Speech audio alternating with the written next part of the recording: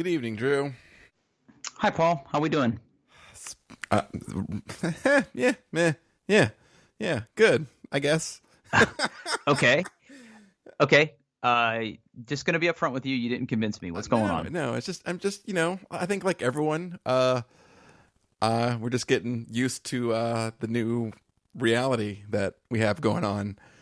Yeah, yeah. Yeah, I mean, I guess we can't not talk about it, right? No, unfortunately, it's a big part of our lives right now. Yeah. Okay, so I put this in the document for this week because we're now basically on week 2, technically, of everything. I don't know. Yeah, approaching. We're finishing up the first week of Weird. There you go. First week of Weird. I like that. Yeah, so we have now you, because I always work at home, but everybody else is now worked at home for an entire week. And since you have the kids at home and your wife at home and all the animals, how are things going for you? As far as working from home, it's fine. It's fine. I have I'm lucky enough that I have an office in my house. It's on the first floor. It's kind of like off behind the kitchen. So I can pretty much work uninterrupted. But I'm not so far off that, I can't just pop out, and head into the living room and talk to the wife for a bit. This week, the kids are on, this week would have been our kids' spring break. I put that in air quotes. So they've been just doing kid stuff. My son Zachary has been glued to his gaming PC. And my daughter is doing whatever it is she does in her bedroom, mostly chatting with her friends, I believe. I have a good internet connection. I've got a nice desk. I did order a new chair because this chair is just not going to. I bought a gaming chair because they're not that expensive, and my son has one, and they're pretty comfortable. So I don't even really know you anymore. You've got gaming wrist rest. You're now gaming gear for your office. All right. So which chair did you get? Oh, I bought a cheap one off Amazon. I'm too lazy to look. It's black and white. That's all that's important. It's a cheap one, and it's black and white. Okay. And it's gonna come. I don't know, somewhere between now and the end of time, because I ordered it before Amazon switched all their shipping and stuff. So yeah. So it'll be here at some point. Yeah, I've been tripped up twice now by Amazon switching things up. So I had ordered a handheld vacuum a couple weeks ago. So my reasons were when we bought our new vacuum, the vacuum that we originally had was just an upright. It didn't have any attachments or anything. It was just a straight little upright vacuum, and it was great. It was an Oric. Well, when that started to kind of just crap out on us, I bought a Shark because that's what the wire cutter told me to buy. And the Shark has the little arm that you can use, the little hose to get, couches or furniture or your car or whatever, right? So what I was finding is that when I needed to sweep my gaming table, because my gaming table has that blue surface top and it shows dust, so I have to sweep it about once a week. And if I have people over, and especially if we play a new game and it's got fresh cardboard bits laying on it, it can look a little dirty. So I was trying to use my sweeper to kind of just collect the crap off the table, and it just wasn't really working out. So I went online, did some research, and by research I mean go to the wire cutter, and I looked for good handheld vacuums, and I found a really nice Black & Decker. They don't call it a dustbuster, but it's pretty much a dustbuster. Got it. It's a little 20 volt or 20 amp, I don't know, probably 20 volt. 20 amp sounds like a lot, but 20 something little handheld vacuum, and it's extremely powerful, and it cleans whatever you put it in front of. But the battery life is a joke. You might get 10 minutes of usage out of it because it's so powerful. Yeah. So you have to charge it. You have to charge it a fair bit. But I can very easily make my table look brand new. It's good for sweeping the couch. It's good for sweeping out the cars and stuff like that. Because normally, for the cars, I use the shop vac, but I'll probably use this now because it's just super powerful. And it's really nice. It's got a replaceable filter. You can rinse it out so you can basically just like hit it with some water and just rinse it out. It tells you how to do that. It's going pretty well. But anyway, I ordered that, and it was supposed to arrive the next day. It arrived 2 days later. But then I ordered a case of Bawls energy drink. Are you familiar? I'm familiar, yes. Yeah. I needed some energy to get through the day. Regular coffee isn't cutting it right now. My sleep schedule is all kinds of messed up because of reasons, and I just wanted some good gamer fuel for this week because it's a gangbusters week of video game releases, which we'll get to a little bit later. So I was like, you know what? The fact that I really can't leave the house too much, because normally I buy all of my balls at Micro Center. I'm sorry, I can't get over that product name. I know, it's fine. But I buy the sugar-free ones, which are like just more potent Red Bull sugar-frees. But whatever. I usually buy those at Micro Center. I don't feel like leaving the house, so I ordered a case of those. They sell that on Amazon, but it comes directly from the Bawls Corporation of America. I don't know if that's their name. I'm making that up. I'm sorry. It shipped from Indianapolis. It was supposed to arrive Friday. It arrived the next day. So, like, at this point, Amazon ship dates are just a joke. Yeah. It gets here when it gets here. It's like springtime. They're trying their best. Yeah. They are trying their best. They should listen to our podcast. Exactly. Oh. So the Amazon tracking is useless, but apparently my chair is shipped FedEx, and it is scheduled to be delivered tomorrow. Oh, you just got the update. So we'll see. It's in Pennsylvania right now, so I guess that's close. Even if it's not Friday, it's not the end of the world. So what have you been doing to kill the time since you like, I know that you enjoy going out to eat, that you enjoy going to the gym, and now those things have been taken from you. Yeah. So how are you coping? Yeah. So my gym is doing something pretty interesting. So, the reality of this situation is that if your gym is closed, you could be of the mind of, well, if the gym's closed, I don't want to pay for it, and I pay not a small amount of money to belong to the gym that I belong to, but I believe that whether or not I was in those doors or not, I still want to pay them full price. They give you the option to scale back your membership if you want, but I'm supporting my small businesses by not canceling my membership. Now, the gym and the coaches and the owner are fantastic. They have basically created private Facebook groups. I thought I was done with Facebook, but I'm not. That's neither here nor there. They've created private Facebook groups that if you are maintaining your membership, you can belong to so many of them. So if you didn't cancel your membership, you can belong to all of them. So like there is a group for daily Metcons. There is a group for like mobility, and there is a group for running, and there is a group for like strength training. So you could join those, and they post workouts almost every other day. So like on Tuesday, they posted a running workout that I went and did in the rain, like an idiot, over at the high school track. And they just posted another one this evening that I'll probably do tomorrow in the morning because my afternoon's looking pretty busy. Yeah, it's good. And then they also allow you to rent equipment from the gym. So like if you don't have a rower or a bike or weights or a barbell or something, like you could go rent them from the gym. They can basically do pickup. The gym itself is closed for coaching and classes, but they're keeping their retail store open if you need like supplements or like energy or like hydration stuff, whatever. So they're doing pretty good. I'm doing my best to keep working out throughout this. It's been tough. It's especially tough because last week I didn't get to go to the gym much because I was at a client site for like the entire week. So I'm missing the workouts. I'm missing seeing the people that I normally see at 4:30, but I'm doing my best to keep working out.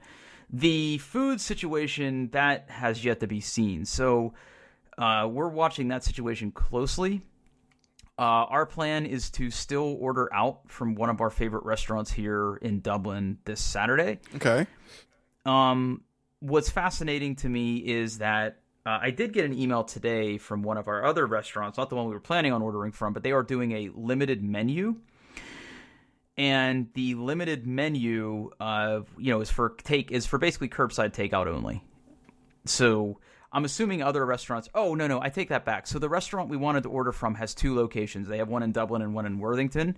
The one in Dublin is closed. The one in Worthington is where you can go get takeout. The menu's the same both places.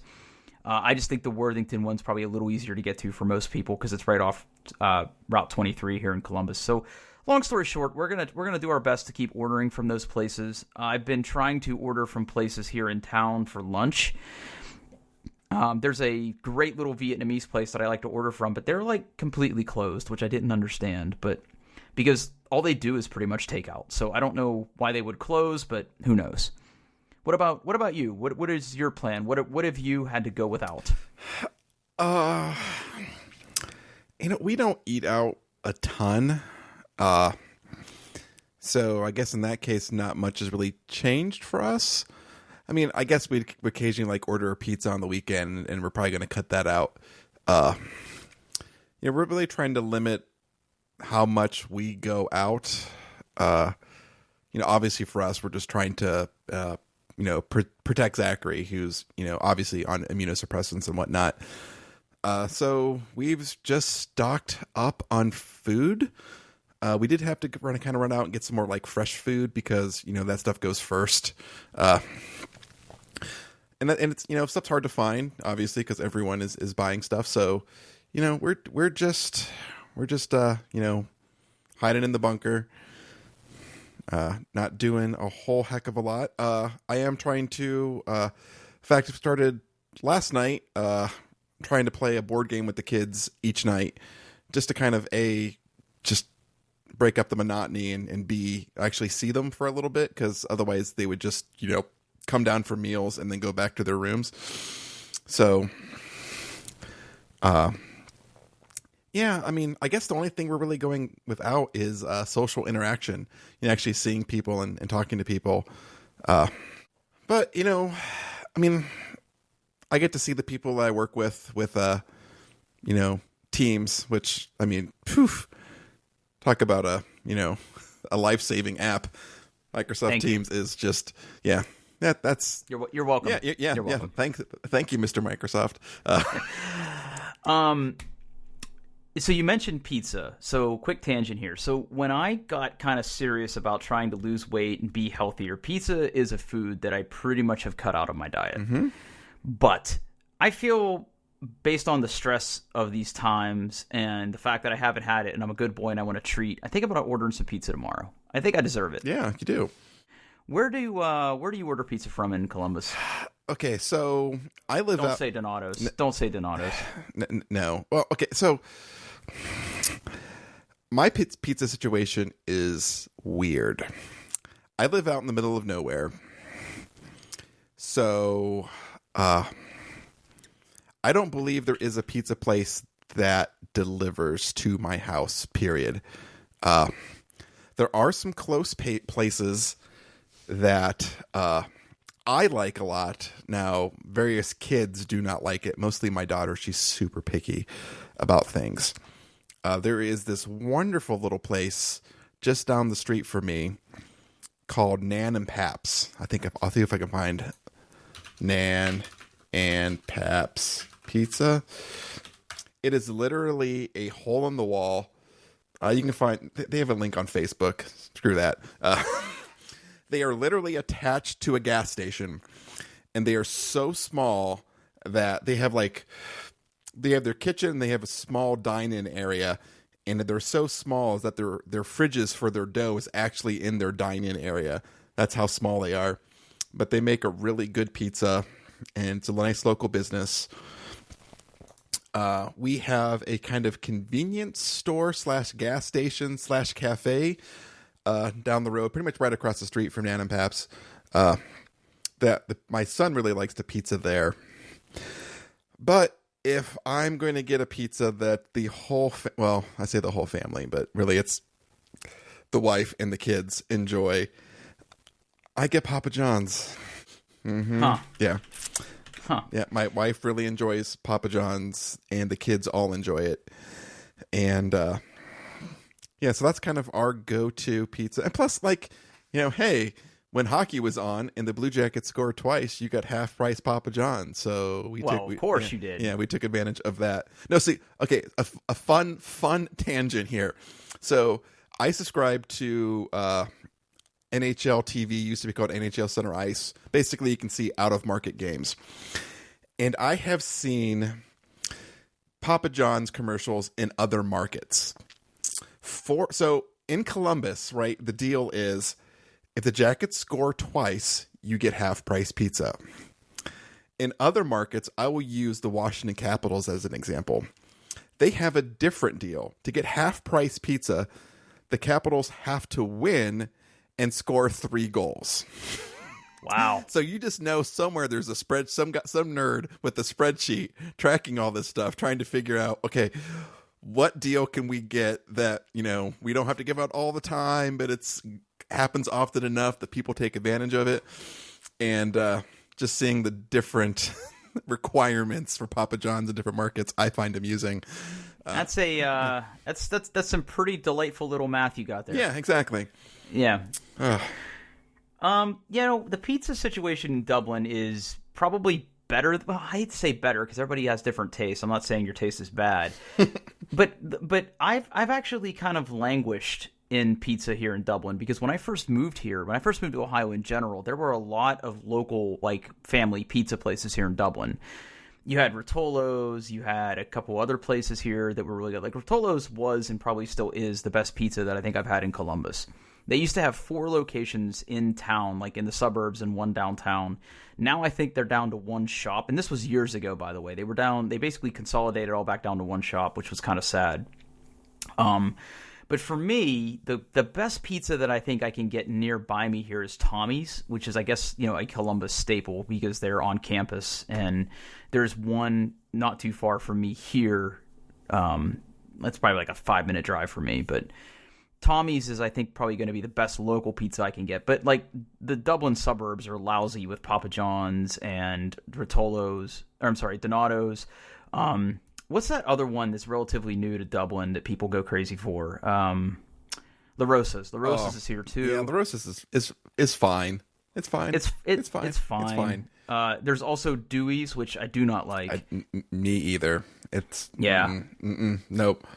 We also have Harvest Pizzeria here in Dublin, but again, it's not necessarily people don't necessarily go there for the pizza. They go there for pretty much everything else. So for me, it's probably Tommy's or nothing. And like I said, I just haven't ordered a pizza in a long time, and I'm going to feel a little guilty when I do it, but probably not for very long. Yeah, I mean, pizza's it's a good comfort food. It makes you feel good. And I think we all need a little comfort right now. Yeah. We do.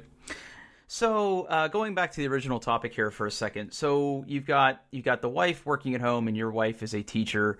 How is she dealing with doing the remote work? Has she had a favorable experience so far? She really hasn't had to start. Oh, that's right, because spring break. Well, right. Her school's not on spring break, but her school she teaches in a different school district than my kids go to. Kids are on spring break. She wasn't. But her school decided to use calamity days for this first week. Oh, okay. So she's been relaxing, but they're starting to ramp up. She actually had I believe this may be her first ever video conference, video chat with anybody outside of using FaceTime to call family. So she had her first work-related, remote chat with her principals and some of her teachers, and they're gearing up. Obviously, I think all schools, they're heavily using the Google platform. So Google Classroom and Google Hangouts and Google Docs and all that stuff. Yeah, so that will start full swing come Monday. Okay. Yeah. My wife, who is also a teacher, she teaches basically on the exact opposite side of town as your wife, but she her kids are in session this week. They took a few days to kind of ramp up, but I think today was the first day that they actually started working remote. And, and again, very, very heavy Google presence in the classroom there. The kids have Chromebooks and, they have their teacher software that they use to upload videos and content and message boards and things like that to post the assignments. And so far, it's gone pretty well. And I got to give my wife a lot of credit. She actually is pretty good with computers. She's always been good with computers. She would tell you, well, it's because she's married to me and I teach her a bunch of things, but that couldn't be further from the truth. I don't teach her anything about computers. I just don't. She just knows. She just doesn't realize that she just knows. So she's probably listening to this and thinking that I'm full of crap. But no, she really knows. And she is basically the go-to tech support person for her group of teachers. And it's really funny. She said something today that was so funny. She was saying about how she gets frustrated with people in her group who ask her questions because they're too afraid to try something. Yeah. So like they could click on the thing, and if it didn't work, that would be fine. But they're worried about what if it didn't work right. And it's like, and it's just like, welcome to my entire career, right? Like it's yeah, exactly. Yeah. So yeah, it's been good. It's actually been pretty nice. She's been, I sit at my desk and work, and she works nearby, which is pretty nice. We're peacefully coexisting now. We're only week 1 in. That is subject to change, but things are going pretty well so far. And Rocky likes having us both in close proximity too. So it's gone pretty well for us. Our internet's been pretty stable. The challenge for me has been everybody else that I have to interact with. A lot of my customers and people who don't necessarily always work at home. That has been the bigger challenge. The people who aren't used to working at home or maybe don't have good internet, I guess. Or they've got a household full of people that are all streaming at the same time on their not so great internet, and we're trying to share desktops, and it just hasn't gone super well for a lot of my interactions. Yeah, I mean, I think a lot of people where I work were, developers aside, because developers, like, as a role, they're super nerds. They like computers.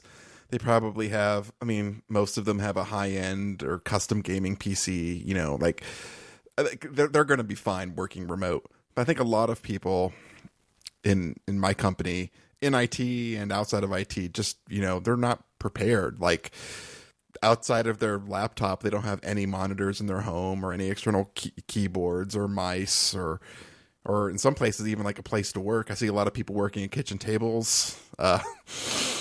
Yeah.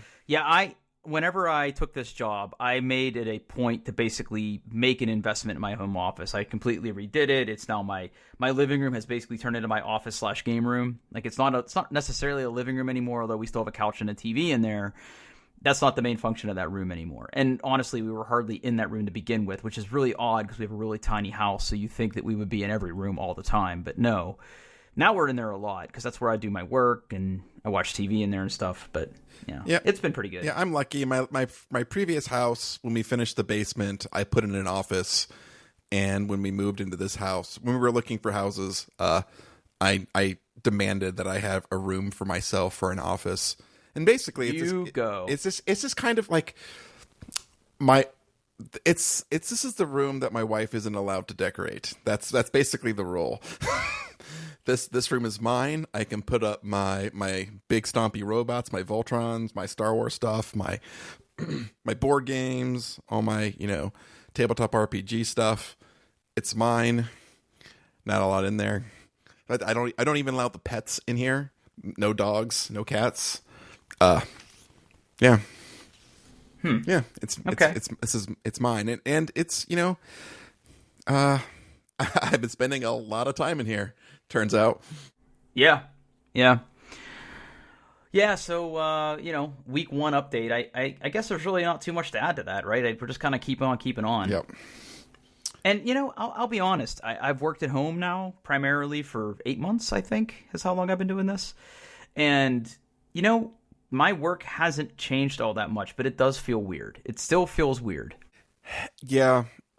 Yeah, like I worked at home for a brief time when Zach was home sick for a while. But I agree, like this is different. Like to have my wife here, like all the time, my kids here all the time, it's different. Plus, like, like there's no escape. Like I can't choose to go in the office one day because turns out it's closed. They don't want you in there. You can't run to a Starbucks and sit in there or like sit down and have go to a restaurant and sit down. Like you're trapped. It's yeah. You just gotta, but then again, you realize that literally everyone else is in the same situation as you. So, Yeah. it's, yeah. All right. Well, let's shift gears here. So we have a unique treat for everybody listening tonight. So Paul had reached out to me earlier this week with an idea, and why don't you take it from there, Paul, and then I'll tee this up. Okay, so I'm a big nerd, and I like tabletop RPGs, and I've been on a big Dungeons and Dragons 5th edition kick for a while, and my regular group that I play with, we meet face to face, and we've kind of decided to, obviously take a hiatus. So we're not playing anymore. And one day, I think I was sort of thinking about this maybe like Tuesday evening this week. I'm like, you know what? Like, there's lots of good tools for playing tabletop RPGs online, virtually. And I thought, you know what? Like, I started doing some research, and Wizards of the Coast have this, like, they have this corner of the industry just locked down, right? So they make it really easy for you to run Dungeons and Dragons online. They have lots of really good, like, pre-published adventures. And turns out, if you use something like Roll20, you can give them a few bucks, and they'll give you like all of the maps, just so you can pop it right in there and not have to do any of that.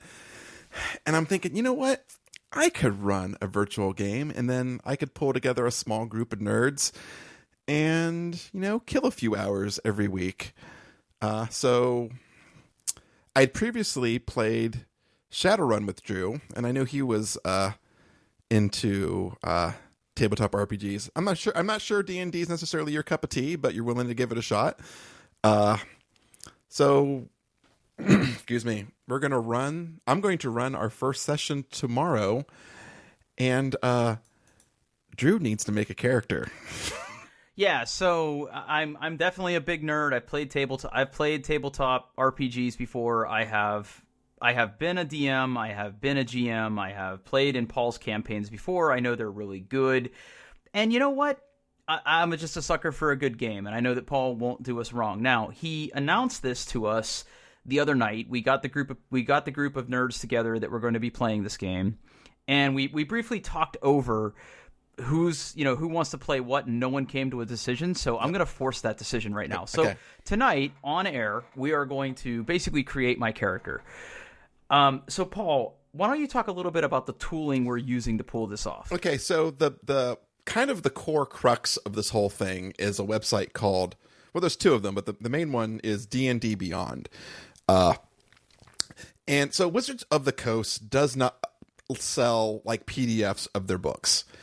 You either have to buy a physical hard copy, or if you want like a digital, it's not quite a PDF, but if you want an online version of the books, you have to buy them through D&D Beyond.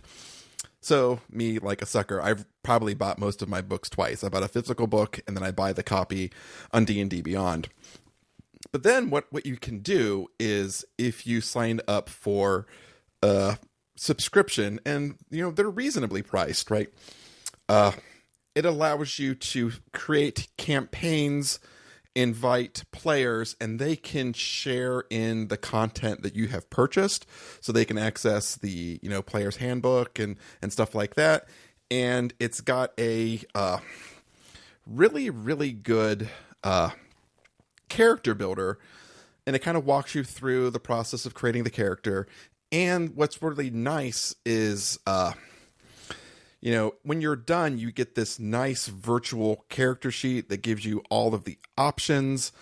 You don't have to be hunting around the books looking for things. So like if your character can do something, you can just hover over it on your character sheet, and it gives you a nice little pop-up explaining what that power is, or that spell, or whatever, and what to roll. And it keeps track of all that stuff for you. So it's really, really nice. I've used it before, and it's wonderful.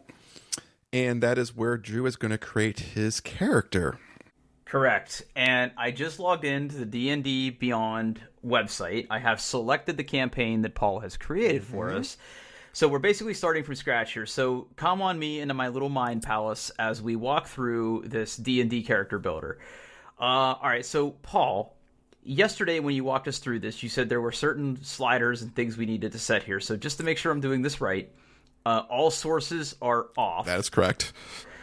Advancement type is milestone, which is story-based character progression. Yeah, and so instead D&D, you have two ways of kind of leveling up and making your characters more stronger.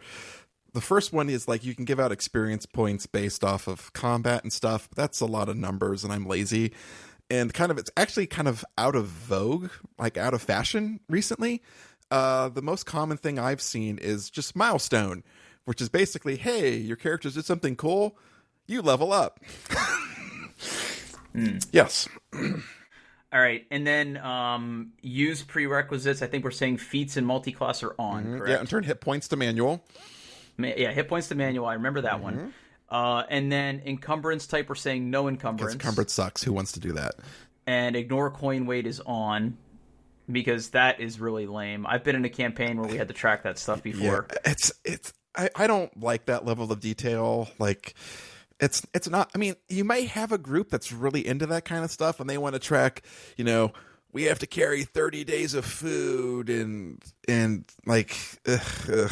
That's not fun. It's not fun for me. I haven't found players who enjoy that stuff, so let's just turn that crap off and ignore it. Let's see. Modifiers top, and I'll leave my character public. That way I'll put a link in the show notes, and you can look at my character. Woo-hoo-hoo, very exciting. All right. Okay, here you go. All right, so then you hit you hit that blue next button. Hold on. Yep. Hold on. We're forgetting to create a character name. Can I change my character name at any time? You sure can. All right. You know what? I think my character name is going to be influenced by the class I play, so we're going to leave it just blank for now. Okay. All right, here we go. Filter race. Okay, so I got to choose a race. Mm-hmm. Oh my goodness, there's so much I don't know. Yep. Tabaxi? What the hell is a tabaxi? Okay, so if I've bought a lot of things. If you just want to kind of limit it down, I recommend just selecting the source to be Player's Handbook. That will give you the core like D&D races. Yeah. Now, if you want to play something weird, that's fine. I don't care. There's rules for playing just about yeah. All right. Yeah, I'll go ahead and do Player's Handbook. Yep. I almost always play humans. Humans don't suck. Yeah, humans are just humans. Okay. So there is one base race, one variant. What is the variant for humans? Okay, so the big difference is if you choose the regular human, basically your bonus is all of your ability scores are increased by 1, and you really don't get much else. If you do the variant, you increase 2 different ability scores by 1, and then you also gain a feat. And feats are just kind of cool things that you gain like every 4 levels. Honestly, if I was going to pick a human, I would just do the regular old human. That +1 to all of your ability scores is just pretty good. Yep. Let's see here. So now I'm on the detail page. Humans are the most adaptable and ambitious people among the common races. Whatever drives them, humans are innovators, the achievers, and the pioneers of the world. Okay, racial traits, +1 to all ability scores, extra language, alignment. The best and the worst are found among them. Size, speed, languages. Okay, yep, we'll go ahead and be a human. Woo! All right, so ability score increase. Your ability scores each increase by 1. Boy, that's really... It is good. Languages, 1 choice. You can speak, read, and write common and 1 extra language of your choice. Oh, no. Okay. Crap. And there's a lot. I know. What's the language of vampires? What is that one? All the vampires you will come across will speak common. Oh yeah. Okay. Yeah, so you don't have to worry about that. All right. I don't know any of these languages. Deep speech. I don't know what that is. Abyssal. Oh, abyssal. Yeah. We're gonna go with my extra language is abyssal. I will never use that. Let's be completely honest with ourselves. All right, let's go next here. Okay. Class. Okay, here we go. There we go. Okay. So in All right. Dungeons and Dragons, your class is really defines what your character is capable of. It's where you're going to get most of your abilities, and most of your crunch is going to come from here. So this is probably the most important decision you will make. Now, I don't know if you've ever played Dungeons and Dragons 5th edition before, Drew. I haven't. Okay, so every class at some point, you'll basically pick a specialty. So you're kind of almost like a subclass. Most of the time, that choice happens at level 3. Some of the times, like with cleric, warlock, and that may be it. Maybe sorcerer. You have to pick right away, right? You have to choose what your type is going to be. So there's a lot of different, even though like more than one person would be playing like a rogue, one may be an arcane trickster and the other one may be an assassin or a spy, right? So there's even ways to kind of specialize as you level up. Now, are you still thinking the class that you were thinking before? Yeah, I'm probably thinking rogue. Oh, okay. Yeah. Now, see, that is my favorite class. Yeah, I have never played a rogue in Dungeons and Dragons. I have played a cleric, I have played a barbarian, I have played a paladin, and I have played a fighter. In the campaigns that I have played over the years, I have usually stuck to those classes. But we're going to get a little weird. We're going to go ahead. Oh, but wait a minute. Warlock. So also good. Warlock is essentially a spellcaster whose powers come from some sort of patron. Most of them, they don't necessarily have to be evil, but most of them are. Yeah. All right. No, I've never been a big fan of casters. So you know what? We're gonna roll rogue. So I select rogue, confirm add class, a scoundrel who uses stealth and trickery to overcome obstacles and enemies. Yep. Hit dies, D8, primary ability dexterity, saves with dex and int. Hit points, 1d8 per level. That's actually higher than I thought. Yeah, all of the classes have kind of gotten more hit points across the board from previous editions, which is nice because even at first level, you're even still pretty squishy. So yeah, it's nice. So some of the really core abilities that you're going to get at level 1. So Dungeons & Dragons basically has this, one of the core concepts is called proficiency. And either you are proficient with something or you are not. So you could be proficient with like martial weapons, or you could be proficient in perceiving things or knowing things, or proficient with thieves tools. And you kind of have a flat bonus as you start at level 1, it's +2. So you'd roll the dice and add 2 to that plus, any ability modifiers. Expertise allows you to pick a couple of things and you double your proficiency for those things. So you're really good at them. Another really awesome thing is sneak attack, which basically is pretty easy to get. You basically have to be attacking a target that someone else is also attacking, and then you just roll ridiculous amounts of damage. It's really spectacular. Once per turn, you can deal an extra 1d6 damage to a creature you hit with an attack if you have advantage. So advantage means attacking that someone else is targeting, or if you're engaged in melee range with someone using a ranged attack, right? Yeah, so advantage, not quite, almost. There is almost, as a rule, there are no modifiers outside, like there is no external modifiers to any of your rolls, right? So I'll never say, hey, roll your stuff and subtract 5 from that, because that's boring. But if you are in a particularly good situation, you basically roll with advantage. And what that means, instead of rolling 1d20, you roll 2 and you pick the higher one. There's also disadvantage, where you roll, that way, like things are particularly stacked against you. You roll 2d20 and you pick the lower one. So you can get your sneak attack extra damage anytime you have advantage. So like if you're surprising someone, if they don't know you're there, you would get advantage for that roll. But the second paragraph is the one that's a lot more common. You don't need advantage on the attack roll if another enemy of the target is within 5 feet of you. That enemy isn't incapacitated, and you don't have disadvantage on the attack roll.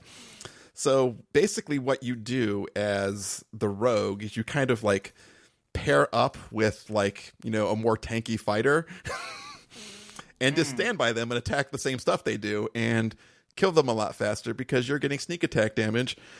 And that D6 increases as you level up, and it gets to a point where it's ridiculous. Huh. Yeah. Huh. Yeah. All right. I like it. Yep. All right. So now I have hit points at first level. Let's see here. Max hit points 1. What? Yeah. So I think I put a note in there. What you're going to want to do is hit that manage HP button and take that rolled HP that you get and make that an 8. Okay, so we're just going to max it out. Yep. Your first level, you automatically get the highest you could roll on your hit dice. So you have 8 hit points plus if you have any, constitution modifiers, all nerd stuff. But your hit points. Which I do not. Yeah. All right. All right, so hit points first level, got that. Okay, so proficiencies. Here we go. Okay. Let's see here. Proficiencies. I guess I start with simple weapons, hand, crossbows, long swords, rapiers, and short swords. So I have to choose another rogue skill here. Yep. Let's see. Okay, so I can choose from acrobatics, athletics, deception, insight, intimidation, investigation, perception, performance, persuasion, sleight of hand, or stealth. Well, we're going to do sleight of hand. We're going to do stealth. Smart. We're going to do perception. And we're going to do... How about acrobatics? Acrobats. Okay. All right, so we did that. Expertise. Okay. At first level, choose 2 of your skill proficiencies or 1 of your skill proficiencies and your proficiency with Thieves' Tool. Yep. Ooh. Oh, boy. What are the Thieves' Tools again? So Thieves' Tools are basically your lockpicks, tools you would use to disarm traps. Anything you would typically consider to be kind of that roguish action. Like if you're thinking of just like, Baldur's Gate, right? If you're picking a lock or finding a trap, right? You would use your Thieves' Tools for that. So in this case, if you picked Thieves' Tools, right, you would get double your proficiency, which is pretty spectacular. Yeah. All right. So I'm going to choose perception as my second one. Ooh, okay. All right. So we're done there. Yep. Okay. Score calculations. Okay. Choose a generation method. What am I doing? Pick here? standard array. Oh boy. Okay. All right. So that will. So I need to basically assign those 5 things. Now don't forget, everything you pick gets +1. Got it. So were those numbers picked for me? Yeah. Or is it just standard 8 through 15? That's the standard. Everyone has the same. The way we're doing it, you can roll for attributes and whatever, or you can do a point by. I'm just doing the standard array. It's easy. Right. That way everyone has something they're really good at and everyone has something they kind of suck at. Yeah. Yep. So Drew is picking his values for strength, dexterity, constitution, which is basically, how hard you are to kill, intelligence, wisdom, and charisma. Yep. All right. So here we go. Now, of course, I'm going to min-max this a little bit. Of course you should. Yeah, because let's face it, I'm playing a thief, right? So it behooves me to make my dex score my highest. Absolutely. So my dex score is a 15, which turns into a 16. And then I also save with intelligence, which I'm also going to put my second highest value in of a 14. Now, remind me again, what's the difference between intelligence and wisdom here? There's a good... So intelligence is just plain like book smarts, right? Wisdom is common sense. So... oh, no. So, for example... like if you had the history or arcana or religion skills, those would be based off of intelligence. Wisdom has, I believe it has perception and has things like insight, like, is this person lying to me? Got it. All right. Well, we're going to go ahead and make wisdom the 10. and strength the 8. I'm putting. I have a weaker. Yeah, -1 on my strength. It kind of sucks for my melee attacks. But I could just use crossbows. That is true. Yeah. Or I could take my con down. Well, I don't want my con to go too low, do I? See, this is the rub here, right? Because I want a decent charisma.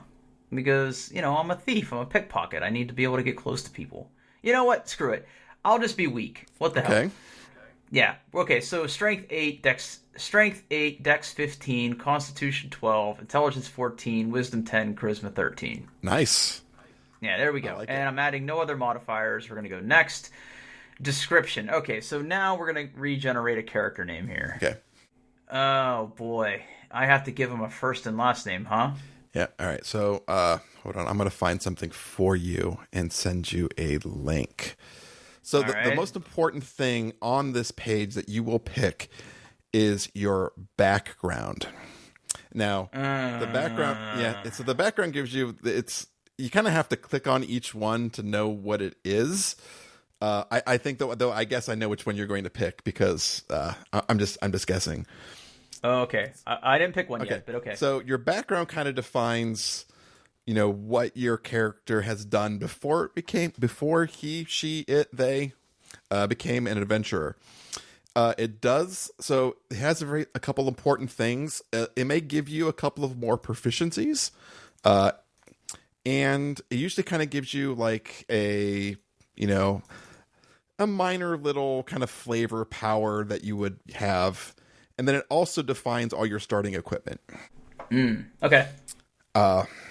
If you don't want to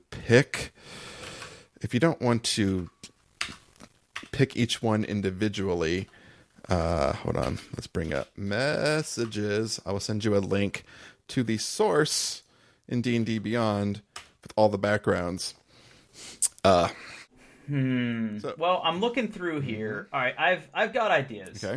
I've got ideas. Okay, you're sending me a message here. Player's Handbook on D&D Beyond. All right. So here's what I've got it down to. I've got it narrowed down to urban bounty hunter or pirate. Okay, you're going a little different. I don't think those are even the Player's Handbook, so that's great. So which one were you thinking I was going to be? I was either thinking you were going. Criminal / spy, right?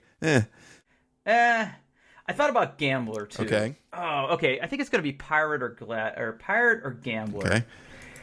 I guess I have to look those two up, don't I? Okay. I'm not sure. Yeah, just if you select them in the drop down there, it'll give you the. All right. You know what? No, I'm a gambler. Okay. Oh, wait a minute. Okay, so when I pick something, things change. Oh yeah, pirate. Yeah, because you get different things. Yep. Oh, okay. Skill proficiencies, athletics. I gain athletics for that, and I gain an additional skill. Yeah, so are you looking up? If I choose pirate. Yep. You get to pick something else. So you get an additional skill that you can pick. You'd be proficient in. Yeah. Ooh. Okay. Yeah. Okay. I like that. Yeah. Okay, so what was gambler? Let's go back to gambler here. Tool proficiencies and extra languages. Oh, never tell me the odds background feature. Odds and probability are your bread and butter. During downtime activities that involve games or chance or figuring odds on the best plans, you get a solid sense of which choice is likely the best one and which opportunities seem to be too good to be true at the DM's determination. That's interesting. Okay, doing it. Okay. We're gonna be a gambler. Okay, tool proficiencies. Okay, so I can have a dice set, a dragon chest set, a playing card set, or 3 dragon ante set. Well, we're gonna have a playing card set. Smart. And I get to choose an additional language. Oh yeah. Ooh, who likes to gamble? Orcs are kind of dumb. Yeah, we'll do. Oh no, dwarves. Dwarves like to gamble, right? Sure, why not? Okay, I don't know. I'm making things up here. Okay, suggested characteristics. Now, you don't have to pick any of these. It kind of just gives you an ideas for if you wanted to pick like a personality trait, an ideal, a bond, or flaws. You can feel free to ignore these completely or use them for inspiration or add them to your character sheet as you would like. You don't have to roll. I don't have to do that. I'm not going to force you to, pick one of these, but it just gives you some ideas for, Okay. All right, here we go. Personality traits. Choose 2. Okay. Let's see here. Every copper wants to be a silver. Each bet is an opportunity. Yep. Okay. And then one more. The perfect bet is out there somewhere. I just have to. Oh, wait a minute. I have beaten my addiction, but all it takes is 1 weak moment, and I'm back at the card table. Yes, please. All right. Okay. So where do those show up? I added them. They'll be on your character sheet. Yeah. Personality traits. Okay. So ideals. Do I have to choose 2 ideals too? No. You don't have to pick any if you don't like any of these, right? Okay, but wait. Okay, so let me make sure I'm doing this right. So it says suggested characteristics, personality traits, choose 2, and then I get to ideals. I guess I just add 1 ideal. Yeah. Again, like you can skip all of these or use them for inspiration, right? No. We're doing this. That's great. Let's see here. Ideals. Let me read through these real quick. Ooh, lawful. Yeah. No, I don't like that. Chaotic. Survival. You can't win if you're dead. Live to fight another day. Yep. All right. Okay. Bonds. One person in particular owes me a lot of money, and I need to keep them. I'm loyal to a friend or family member. The person has saved me from gambling addiction. Fuck that. A patron once fronted me money in exchange for a lot of cash.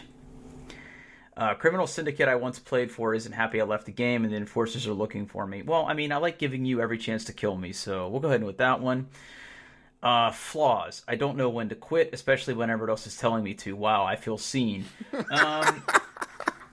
I say my sympathy for my friends, and I have no friends. You think we're in trouble now? Let me tell you how bad things are likely to get. You can loan me a little right now. Let's see here. I'm a terribly flawed person like you. Let me tell you, I'm a great gambler. I'm just bad at math and logic. Yeah, we're gonna go with number 1. I don't know when to quit. All right, cool. All right, done there. Okay. Let's keep going. I've named my character. His name is Jonathan Kruger. I love it. Yep. Attuned magic items. You don't have any, so just skip it. Oh, yep. Well, I can click the plus. I am not available. Yep. Damn it. Yep. Okay, starting equipment. Choose equipment or gold. So the easiest thing to do is basically choose equipment. It'll basically give you a bunch of checkboxes and drop downs to pick. If you do gold, you have to go through and buy everything. It's a giant pain in the butt. Yeah. I would just pick equipment, and you basically pick, hey, do you want a rapier or a short sword? A short bow or a short sword? You know, and then what kind of a rapier, a short bow and a quiver of 20 arrows, burglar's pack, dungeoneer's pack, or explorer's pack, burglar's pack, leather armor, 2 daggers, and thieves' tools, 1 gaming set. I thought I did this already. You picked a proficiency, but you have to pick that you actually have it. Oh, yeah. Playing card set, a lucky charm, a set of fine clothes, and a belt pouch containing 15 GP. Yep. Add starting equipment. Yep. Okay. Yep. Active items. You currently have no active items. I don't know what that I think you can just skip this whole screen. Just hit next. Okay, and then view character sheet. Yep, you're done. Hey, I did it. Yep. Jonathan Kruger, the level 1 human rogue, and I'm gonna go get a picture of John Kruger from LinkedIn, and we'll use that as my player avatar. Yeah, that was pretty fun, man. I forgot how much fun creating a character is. Yeah, and honestly, D&D is pretty streamlined. There's not a lot of choices. And like the cool thing is like something you might want to look at if you go through, and again, I'll send you another link because I love links. And put that into messages. If I could remember how to use the dock on a Mac, I'd be much happier. When you get to level 3, you will pick a roguish archetype, and that will kind of specialize you.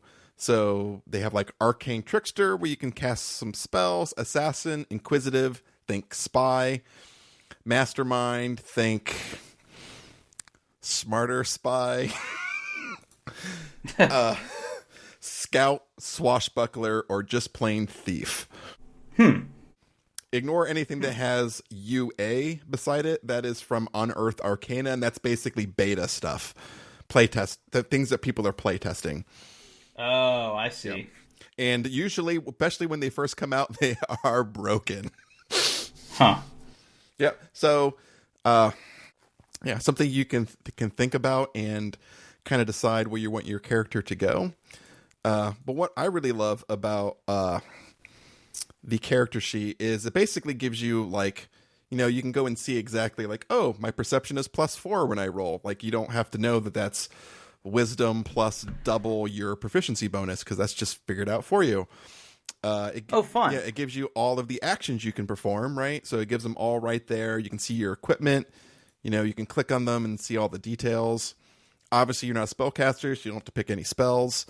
But it just kind of keeps track of all of that wonderful stuff for you. So you don't have to think anymore. You can just play the game. Yeah, no, that's really good. That's really good. Okay, well, yeah, my character is done. My character is done. So you can probably get updates about John Kruger the Rogue as we continue to play. Absolutely. That was really fun. Yeah, that was really fun. I'm looking forward to playing. Do you want to talk about the campaign at all? Yeah. So I've decided to run a pre-published adventure. This is actually an adventure that my face-to-face D&D group recently finished playing. I played a rogue in that campaign as well. It is called The Curse of Strahd, and it is basically a I mean, not to have too many spoilers, it becomes very apparent, very obvious. But your goal is to kill a very powerful vampire. So it's really good. It's big. It's meaty. It's open world. There's lots of good decisions to make. Lots of great characters. Lots of great magic items to find. People to befriend or swindle or murder, depending on what kind of character you are. I really enjoyed playing it. I'm looking forward to running it. Though, as I'm looking through the book, I realized that there were just big chunks of the game that my party missed. But I'm looking forward to run it. And the beautiful thing is we're going to be playing the virtual tabletop that we're going to be using is on Roll20.net. And I picked that one mostly because Wizards of the Coast created they have a marketplace where you can buy tokens and maps and assets and stuff, and they sell a big package for this that provides all of the maps, all of the handouts, all the tokens for the monsters that they will face. Looks like a really great experience. The maps basically also support a feature they call dynamic lighting, which is really more like Fog of War-ish, where depending on where your token is, certain parts of the map will be illuminated or not, so you can't see the entire thing. I've been playing around with it and practicing some stuff in the evenings recently, and I'm excited to give it a try. Yeah, that's gonna be pretty fun. Yeah, that's gonna be pretty fun. I'm looking forward to it. Yeah, no, it's going to be good. I forgot to go back and pick my alignment and stuff. I had to go do that real quick. Yeah.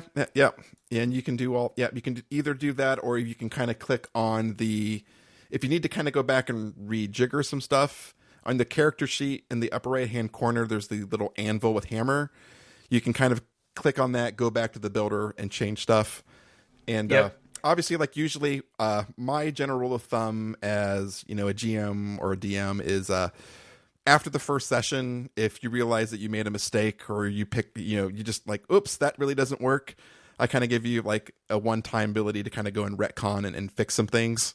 So don't feel like if you made a bad decision, you're stuck because you don't necessarily know how the game works yet. So you always go back to the builder and change some things. All right. Well, that was a heck of a thing. Yeah. Thanks for walking me through that. Yeah, my pleasure. Yeah. All right. Well, why don't you say we wrap this one up, and we'll probably have some updates because I think our first game's tomorrow. It is tomorrow night.